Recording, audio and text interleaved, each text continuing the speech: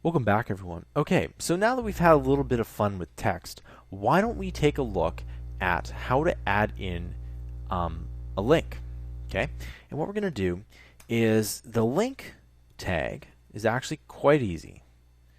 Okay, and I'm just going to put it up here, and it's simply an A. Now, if you're looking at this, well, it would make sense to just type in the link right here. But as you can see, that doesn't quite work the way we want it to. Okay? So what we need to do is actually add in some other code here. So what we need to do is type in href. Okay? Then we type in an equal sign, a quote, and that's a shift right there to get the quote, http:// and we're just going to add in our link right here, www.google.com.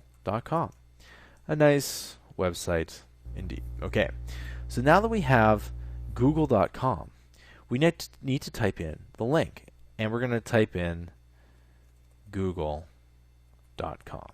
Okay, and if you go ahead and you click it, basically what will end up happening, if this was a real website, is that it would actually go to google.com.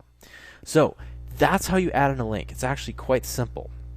Okay, you can see that it's the a ref, and then basically you add in the HTTP, the website, and then you add in what you want it to be called. You can say this link goes to Google, right? You can do whatever you want here. Okay, I'll see you guys in the next tutorial.